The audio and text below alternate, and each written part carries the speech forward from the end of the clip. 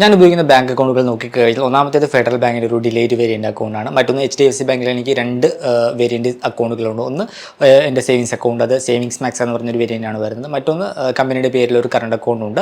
അങ്ങനെ രണ്ട് അക്കൗണ്ടുകളാണ് HDFC ബാങ്കിലുള്ളത്. പിന്നെ വരുന്ന നെക്സ്റ്റ് നാലാമത്തെ ബാങ്ക് അക്കൗണ്ട് എന്ന് പറയുന്നത് സ്ലൈസ് സ്മോൾ ഫിനാൻസ് ബാങ്കിൻ്റെ ഡിജിറ്റൽ സേവിങ്സ് അക്കൗണ്ടാണ്. അതൊരു സീറോ ബാലൻസ് അക്കൗണ്ടാണ്. ഫെഡറൽ ബാങ്കിൻ്റെ അക്കൗണ്ട് ആദ്യം പറഞ്ഞ ഡിലേറ്റ് വേരിയൻ്റ് 3000 രൂപ മന്ത്ലി ആവറേജ് ബാലൻസ് കീപ്പ് ചെയ്യേണ്ട അക്കൗണ്ട് വേരിയൻ്റാണ്. സേവിങ്സ് മാക്സ് അക്കൗണ്ട് ആണെങ്കിൽ 25,000 രൂപ മന്ത്ലി ആവറേജ് ബാലൻസ് കീപ്പ് ചെയ്യേണ്ട അക്കൗണ്ടാണ്. But classic banking program member ആയതുകൊണ്ട് തന്നെ അതിന് അണ്ടറിൽ വരുന്ന അക്കൗണ്ടുകളൊക്കെ സീറോ ബാലൻസ് അക്കൗണ്ടായിട്ട് നമുക്ക് ഉപയോഗിക്കാനായിട്ട് സാധിക്കും. സോ സേവിങ്സ് മാക്സ് അക്കൗണ്ട് ആണെങ്കിലും അതുപോലെ തന്നെ എൻ്റെ സെയിം കസ്റ്റമർ ഐഡിയുടെ അണ്ടറിലെടുത്ത കറണ്ട് അക്കൗണ്ട് ആണെങ്കിലും എല്ലാം സീറോ ബാലൻസ് അക്കൗണ്ടായിട്ട് എനിക്ക് ഓപ്പറേറ്റ് ചെയ്യാനായിട്ട് സാധിക്കും. പിന്നെ സ്ലൈസ് സ്മോൾ ഫിനാൻസ് ബാങ്കിൻ്റെ ഡിജിറ്റൽ സേവിങ്സ് അക്കൗണ്ട് ആണെങ്കിൽ സീറോ ബാലൻസ് അക്കൗണ്ടാണ്. എനിക്ക് ഇപ്പോൾ എൻ്റെ വൺ ഓഫ് ദി ഫേവറേറ്റ് അക്കൗണ്ടാണത്. ഞാൻ ഡേ ടു ഡേ ആയിട്ട് അക്കൗണ്ട് ഇപ്പോൾ നിലവിൽ ഓപ്പറേറ്റ് ചെയ്യുന്നുണ്ട്. സ്ലൈസിൻ്റെ തന്നെ സൂപ്പർ കാർഡ് ഉപയോഗിക്കുന്നുണ്ട്. സോ സീറോ ബാലൻസ് അക്കൗണ്ട് കാറ്റഗറിയിൽ ഞാൻ പേഴ്സണലി ഞാൻ ആക്റ്റീവായിട്ട് ഉപയോഗിക്കുന്ന ഒരു അക്കൗണ്ട് വേരിയൻ്റാണ് സ്ലൈസ് സ്മോൾ ഫിനാൻസ് ബാങ്കിൻ്റെ ഡിജിറ്റൽ സേവിങ്സ് അക്കൗണ്ട്. താല്പര്യമുള്ളവർക്ക് അക്കൗണ്ട് ഓപ്പൺ ചെയ്യാനുള്ള ലിങ്ക് ഞാൻ വീഡിയോക്ക് താഴെ നൽകുന്നുണ്ട്. ഈ പറഞ്ഞ അക്കൗണ്ടുകളെ പറ്റിയൊക്കെ ഡീറ്റെയിൽഡ് വീഡിയോകൾ ഇതിന് മുമ്പ് ചെയ്തിട്ടുണ്ട്. ലിങ്ക് ഈ ബട്ടണിൽ ആഡ് ചെയ്യാം. നെക്സ്റ്റ് ഞാൻ ഉപയോഗിക്കുന്ന അഞ്ചാമത്തെ അക്കൗണ്ട് വേരിയൻ്റ് DCB ബാങ്കിൻ്റെ നിയോ ഗ്ലോബൽ അക്കൗണ്ട് വേരിയൻ്റ് ആണ്. അത് ഞാൻ ആക്റ്റീവായിട്ട് ഉപയോഗിക്കാറില്ല. സീറോ ബാലൻസ് അക്കൗണ്ടാണ്. ഞാൻ ട്രാവൽ പർപ്പസിനായിട്ട് ഉപയോഗിക്കുന്ന ഒരു അക്കൗണ്ട് വേരിയൻ്റ് ആണ്. ഇടയ്ക്ക് ഞാൻ തായ്ലൻഡിൽ പോയപ്പോഴൊക്കെ ആ ഒരു കാർഡ് ഞാൻ ആക്റ്റീവായിട്ട് ഉപയോഗിച്ചിരുന്നു. 04x ചാർജാണ്. ഞാൻ അവിടെ നിന്ന് ATM വഴി ക്യാഷ് വിഡ്രോ ചെയ്യാനൊക്കെ ഞാൻ ഈ ഒരു കാർഡ് ഉപയോഗിച്ചു. സോ ഞാനത് നിലവിൽ കീപ്പ് ചെയ്യുന്നുണ്ട്. ആക്റ്റീവായിട്ട് ഉപയോഗിക്കുന്നില്ല. ട്രാവൽ പർപ്പസിനായിട്ട് ഉപയോഗിക്കുന്ന ഒരു അക്കൗണ്ട് വേരിയൻ്റാണിത്. നെക്സ്റ്റ് എൻ്റെ കയ്യിലുള്ള ആറാമത്തെ അക്കൗണ്ട് വേരിയൻ്റ് കൊട്ടക് മഹീന്ദ്ര ബാങ്കിൻ്റെ Kotak A11 digital zero balance account വേരിയൻ്റാണ്. അത് ഞാൻ കീപ്പ് ചെയ്യുന്നുണ്ട്. ആക്റ്റീവായിട്ട് ഉപയോഗിക്കുന്നില്ല. എന്തെങ്കിലും ഓഫേഴ്സും കാര്യങ്ങളൊക്കെ വരുമ്പോൾ അത് ഉപയോഗിക്കും. അതുപോലെ തന്നെ നമുക്ക് ബിൽ പേയ്മെൻറ്റിനൊക്കെ പലപ്പോഴും അതിനകത്ത് ഓഫേഴ്സൊക്കെ വരാറുണ്ട്. UPI പേയ്മെൻറ്റിനൊക്കെ വരാറുണ്ട്. സോ ഓഫർ സ്പെസിഫിക് ആയിട്ട് ഉപയോഗിക്കുന്ന ഒരു അക്കൗണ്ട് വേരിയൻ്റാണ് ഈ ഒരു കൊട്ടക് A11 അക്കൗണ്ട് വേരിയൻ്റ്. പിന്നെ ഞാൻ ഓപ്പൺ ചെയ്തിരുന്ന മറ്റൊരു അക്കൗണ്ട് വേരിയൻ്റാണ് ഏഴാമത്തെ അക്കൗണ്ട് വേരിയൻ്റ് എന്ന് പറയുന്നത് ജിയോ പേയ്മെൻറ്റ്സ് ബാങ്കിൻ്റെ സീറോ ബാലൻസ് ഡിജിറ്റൽ സേവിങ്സ് അക്കൗണ്ടാണ്.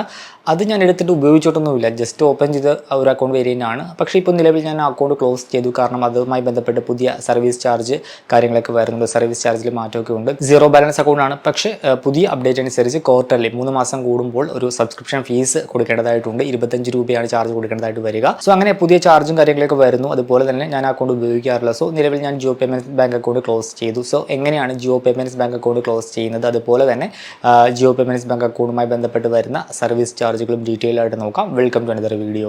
വീഡിയോയിലേക്ക് കടക്കുന്ന മുമ്പ് വിവിധ ബാങ്ക് അക്കൗണ്ടുകളെ പറ്റിയും കാർഡുകളെ പറ്റിയും കൂടുതലായിട്ട് അറിയാനും അപ്ലൈ ചെയ്യാനും വിസിറ്റ് fino360.com, ആമസോൺ, ഫ്ലിപ്കാർട്ട് പോലുള്ള ഇ-കോമേഴ്സ് പ്ലാറ്റ്ഫോമുകളിൽ വരുന്ന ഓഫർ അപ്ഡേറ്റ് ടെലിഗ്രാമിൽ കിട്ടാനായിട്ട് ജോയിൻ എൻ്റെ offer telegram channel. Financial news update മലയാളത്തിൽ എല്ലാ ദിവസവും ടെലിഗ്രാം ചാനലിൽ അപ്ഡേറ്റ് ആയിട്ട് ലഭിക്കാനായിട്ട് join money Malayalam telegram channel, link in below.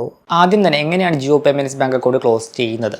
Close ചെയ്യാനായിട്ട് സിമ്പിളാണ്. നമ്മളുടെ അക്കൗണ്ട് ഓപ്പൺ ചെയ്ത സമയത്ത് ഒരു ഇമെയിൽ ID നമ്മൾ കൊടുത്തിട്ടുണ്ടാകും. ആ ഇമെയിൽ IDയിൽ നിന്നും നമ്മൾ ജിയോ പേയ്മെൻറ്റ്സ് ബാങ്കിൻ്റെ ഒഫീഷ്യൽ കസ്റ്റമർ കെയർ IDയിലേക്ക് നമ്മളൊരു മെയിൽ അയച്ചാൽ മതിയാകും. മെയിൽ ID വരുന്നത് ഇങ്ങനെയാണ്. ഈ ഒരു മെയിൽ IDയിലേക്ക് നമ്മളുടെ രജിസ്റ്റേർഡ് ഇമെയിൽ IDയിൽ നിന്ന് മെയിൽ അയക്കുക. ഈ ഒരു കാണുന്ന ഫോർമാറ്റിൽ നിങ്ങൾക്ക് മെയിൽ അയക്കുക. അക്കൗണ്ട് ക്ലോസ് ചെയ്ത് തരണം. നിങ്ങളുടെ നെയിം മെൻഷൻ ചെയ്യുക, നിങ്ങളുടെ അക്കൗണ്ട് നമ്പർ മെൻഷൻ ചെയ്യുക, നിങ്ങളുടെ IFSC കോഡ് മെൻഷൻ ചെയ്യുക. ഇതൊക്കെ നിങ്ങളുടെ ഒരു ജിയോ പേയ്മെൻറ്റ്സ് ബാങ്കിൻ്റെ ആപ്പ് നോക്കിക്കഴിഞ്ഞാൽ ഇൻഫർമേഷൻ കിട്ടും.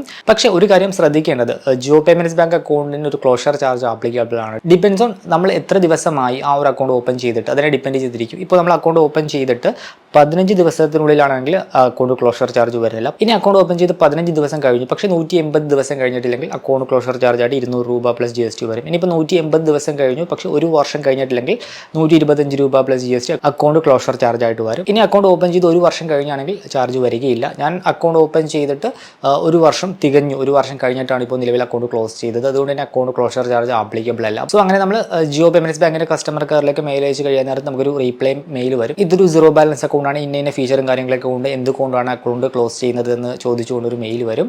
സോ അതിന് നമ്മൾ റീപ്ലൈ കൊടുക്കണം.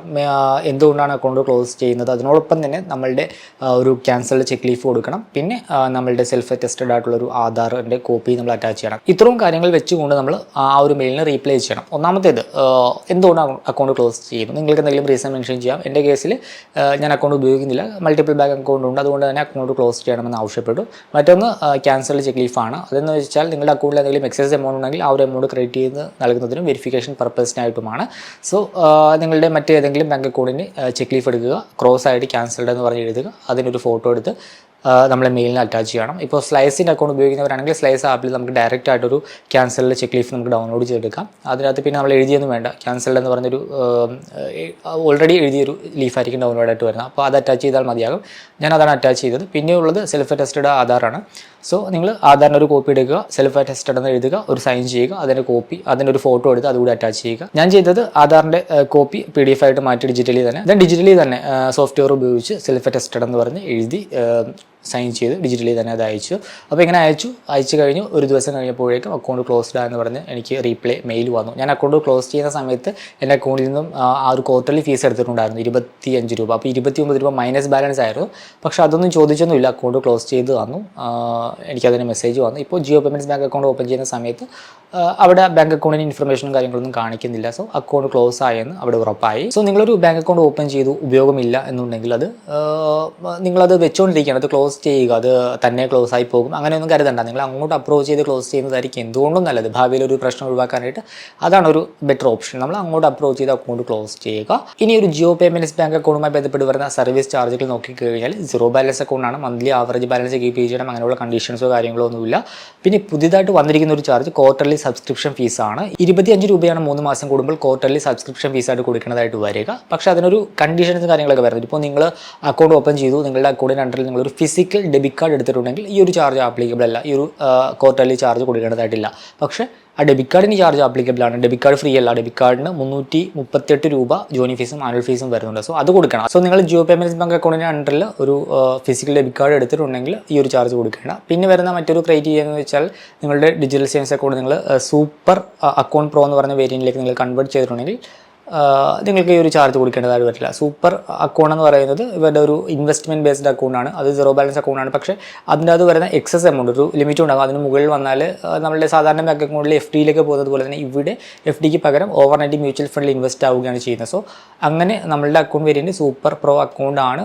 ലാസ്റ്റ് ക്വാർട്ടറിലേക്ക് ഈ പറഞ്ഞ രീതിയിൽ ഇൻവെസ്റ്റ്മെൻറ്റും കാര്യങ്ങളൊക്കെ നടന്നിട്ടുണ്ടെങ്കിൽ ഈ പറഞ്ഞ ക്വാർട്ടർലി സബ്സ്ക്രിപ്ഷൻ ഫീസ് നമ്മൾ കൊടുക്കുന്നതായിട്ട് വരികയില്ല. പിന്നെ വരുന്ന മറ്റൊരു കണ്ടീഷൻ, നിങ്ങളുടെ ബാങ്ക് അക്കൗണ്ട് ഓപ്പൺ ചെയ്തത് 31 ഡിസംബർ 2025 മുമ്പായിട്ടാണെങ്കിൽ ഈ 2026 മാർച്ച് മാസം മുതലായിരിക്കും ഈ ഒരു ക്വാർട്ടർലി ഫീസ് എടുത്ത് തുടങ്ങുന്നത്. ഇനിയിപ്പോൾ നിങ്ങൾ അക്കൗണ്ട് ഓപ്പൺ ചെയ്തത് 2026 ജനുവരി 1 ശേഷമാണെങ്കിൽ അക്കൗണ്ട് ഓപ്പൺ ചെയ്ത് 3 മാസം കംപ്ലീറ്റ് ആകുമ്പോൾ ഈ ഒരു ക്വാർട്ടർലി ഫീസ് അവർ എടുക്കും. പിന്നീട് ഓരോ 3 മാസം കൂടുമ്പോഴുമായിരിക്കും ഈ ഒരു ക്വാർട്ടർലി ഫീസ് അവർ എടുക്കുന്നത്. ഇനിയിപ്പോൾ ഒരു ജിയോ പേയ്മെൻറ്റ്സ് ബാങ്ക് അക്കൗണ്ടുമായി ബന്ധപ്പെട്ട് വരുന്ന മറ്റു സർവീസ് ചാർജുകൾ ഡീറ്റെയിൽ ആയിട്ട് നോക്കാം. ഇനിയിപ്പോൾ ജിയോ പേയ്മെൻറ്റ്സ് ബാങ്ക് ഓഫർ ചെയ്യുന്ന ഡിജിറ്റൽ സേവിങ്സ് അക്കൗണ്ടുമായി ബന്ധപ്പെട്ട് വരുന്ന മറ്റു പ്രധാനപ്പെട്ട ചാർജുകൾ നോക്കിക്കഴിഞ്ഞാൽ ആദ്യ കാറ്റഗറി എന്ന് പറഞ്ഞാൽ ഡെബിറ്റ് കാർഡാണ്. ഡെബിറ്റ് കാർഡിൻ്റെ ഇഷ്വൻസ് ഫീസ് 338 രൂപ 98 പൈസയാണ്.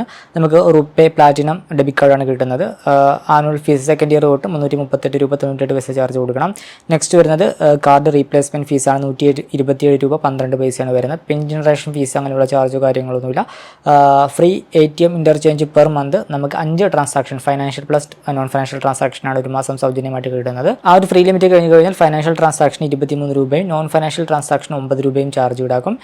ഡെയിലി ATM ട്രാൻസാക്ഷൻ ലിമിറ്റ് 50,000 രൂപയാണ്. ഡെയിലി ഷോപ്പ് ലിമിറ്റ് 1.5 ലക്ഷം രൂപയാണ്. പിന്നെ IMBS, NEFT, അതുപോലെ തന്നെ UPI, P2P transaction, UPI, P2M transaction, bill payment, അതേപോലെ തന്നെ മൊബൈൽ ആപ്പ് വഴി ഫണ്ട് ലോഡ് ചെയ്യുന്നത് അതിനൊന്നും ചാർജ് ഇല്ല, എല്ലാം സൗജന്യമാണ്. പിന്നെ ആധാർ എനബിൾഡ് പേയ്മെൻറ്റ് സർവീസസ് നോക്കിക്കഴിഞ്ഞാൽ ഓണസ് ട്രാൻസാക്ഷനും ഓഫേഴ്സ് ട്രാൻസാക്ഷനും സൗജന്യമാണ്. ഇനി account maintenance and other services നോക്കിക്കഴിഞ്ഞാൽ മന്ത്ലി സ്റ്റേറ്റ്മെൻറ്റിന് ചാർജ് ഇല്ല, അഡ്ഹോക്ക് സ്റ്റേറ്റ്മെൻറ്റിന് ചാർജ് ഇല്ല. ഇനി അഡ്ഹോക്ക് ഫിസിക്കൽ സ്റ്റേറ്റ്മെൻറ്റ് വേണമെങ്കിൽ 75 രൂപ ചാർജ് കൊടുക്കണം. പിന്നെ നോമിനേഷൻ ഫെസിലിറ്റി അവൈലബിൾ ആണ്, സ്വീപ്പ് ഫെസിലിറ്റി അവൈലബിൾ ആണ്. SMS ചാർജ് നോക്കിക്കഴിഞ്ഞാൽ 10 SMS ഒരു മാസം നമുക്ക് സൗജന്യമാണ്. അത് കഴിഞ്ഞ് കഴിഞ്ഞാൽ പെർ SMS-ന് 30 പൈസ ചാർജ് ഈടാക്കും. പിന്നെ അക്കൗണ്ട് ക്ലോസ് ചെയ്യുന്ന ചാർജ് ഓൾറെഡി നമ്മൾ ഡിസ്കസ് ചെയ്ത് കഴിഞ്ഞു. സോ ഇതൊക്കെയാണ് ഈ ഒരു ജിയോ പേയ്മെൻറ്റ്സ് ബാങ്ക് അക്കൗണ്ടുമായി ബന്ധപ്പെട്ട് വരുന്ന പ്രധാനപ്പെട്ട സർവീസ് ചാർജുകൾ. ഈ ഒരു വീഡിയോ ഇഷ്ടമാണെന്ന് കരുതുന്നു. നിങ്ങൾ ജിയോ പേയ്മെൻറ്റ്സ് ബാങ്ക് അക്കൗണ്ട് ഉപയോഗിക്കുന്ന ഒരു വ്യക്തിയാണെങ്കിൽ നിങ്ങളുടെ എക്സ്പീരിയൻസ് കമൻറ്റ് ചെയ്യുക. ഇനിയിപ്പോൾ നിങ്ങൾ അക്കൗണ്ട് ക്ലോസ് ചെയ്യുമ്പോൾ ഇല്ലയോ എന്ന് കൂടി കമൻറ്റ് ചെയ്യുക. അപ്പോൾ മറ്റൊരു വീഡിയോയിൽ മറ്റൊരു ടോപ്പിക്കുമായി കണ്ടുമുട്ടാമെന്ന പ്രതീക്ഷയോട് കൂടി